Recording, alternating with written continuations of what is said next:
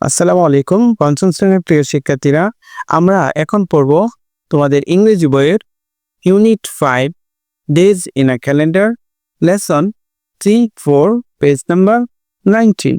দেখো, days in a calendar এটার অর্থ হচ্ছে দিনপঞ্জিকায় দিনগুলো।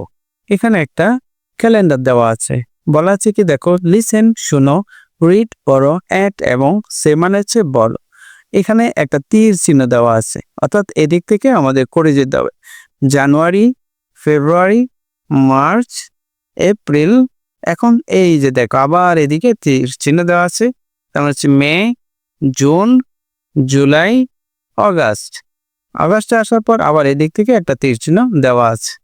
ওকে, সেপ্টেম্বর, অক্টোবর, নভেম্বর, ডিসেম্বর। ওকে, আমরা 12 মাসের নামগুলি পড়েছি। তো ডিতে বলেছে লিসেন, রিড অ্যান্ড সে, অর্থাৎ শোনো, পড়ো এবং বলো। দেখো এখানে একটা ছবি দেওয়া আছে, ঠিক আছে, সে খুব খুশিতে আছে, হ্যাপি মুড তার। তো এখানে বলা আছে যে জানুয়ারি, ফেব্রুয়ারি, মার্চ, অর্থাৎ January, February, March, April, May, June, April, May, June. আমি বাংলা অর্থটাও সাথে সাথে পড়ছি। July, August, September. দেখো, July, August, September, October, November, December, October, November, December. These are 12 months of the year. এই 12 মাসে গঠিত কি বছর, এই 12 মাসে বছর হয়, ঠিক আছে। 12 মান্থস অর্থ হচ্ছে 12 মাস। Now sing them together so we can all hear. চলো সবাই মিলে গাই, যেন সবাই শুনতে পায়। নাও তো এখন সিং অর্থ হচ্ছে গাওয়া, দেম অর্থ হচ্ছে এইগুলো, টুগেদার মানে সবাই একসাথে, সো অর্থ তাই, উই অর্থ আমরা, ক্যান অর্থ পারা, অল হিয়ার সবাই যেন শুনে, ইয়ার অর্থ কি শোনা। Okay, how many months are there in a year, অর্থাৎ এক বছরে কয়টি মাস, এক বছরে কয়টি মাস হয় বলতে পারো নিশ্চয়ই। তারপরের লাইনে দেখো, দেয়ার আর 12 মান্থস ইন এ ইয়ার, এক বছরে 12টি মাস। উই নো দেম অল, সব মাস আমরা জানি কি ঠিকঠাক। লেটস গিভ এ চিয়ার, এসো সবাই দেই একটি জোরে হাঁক। এটা একটা ছড়ার মতো। চিয়ার শব্দ হচ্ছে কি উল্লাস করা, গিভ অর্থ হচ্ছে দেওয়া। লেটস গিভ অর্থাৎ চলো দেই, এ চিয়ার্স মানে একটা উল্লাস। ওকে, উই নো আমরা জানি, দেম অর্থ হচ্ছে তাদের, অল মানে হচ্ছে সব। ওকে, তারপরে দেখো ইতিহাসে এখানে কিছু প্রশ্ন দেওয়া আছে, ঠিক আছে।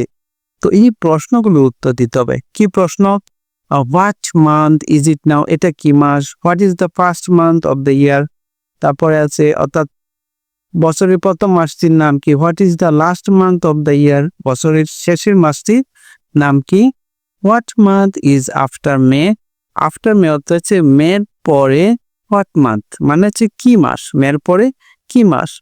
তারপর বলেছে হোয়াট মান্থ কি মাস ইজ বিফোর অক্টোবর, অক্টোবরের আগে, তৎ অক্টোবরের আগে কি মাস। ঠিক আছে, এই প্রশ্নগুলোর উত্তর আমরা এখন করব।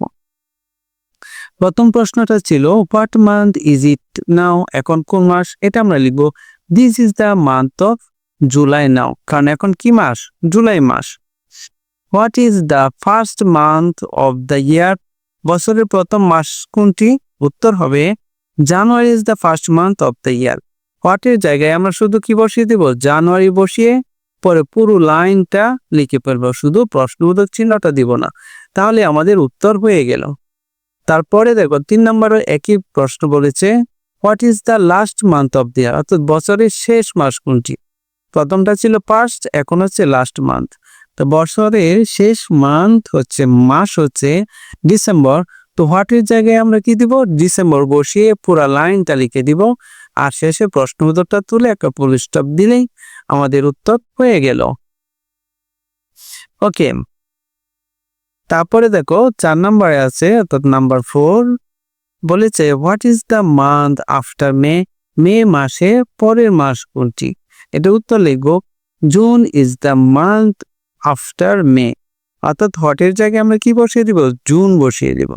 আর মনে রাখতে হবে মাসের নামের প্রথম অক্ষর সবগুলা কি হবে? ক্যাপিটাল লেটার্সে হবে। Okay. Number 5, what month is before October? October মাসের আগের মাস কোনটি? এটার উত্তর হবে September is the month before October. Okay প্রিয় শিক্ষার্থীরা, আমরা পেজ নাম্বার 19 অর্থাৎ 19 শেষ করেছি। পরবর্তী ক্লাস হবে পেজ নাম্বার 20 নিয়ে। সবাই ভালো থেকো। আল্লাহ হাফেজ।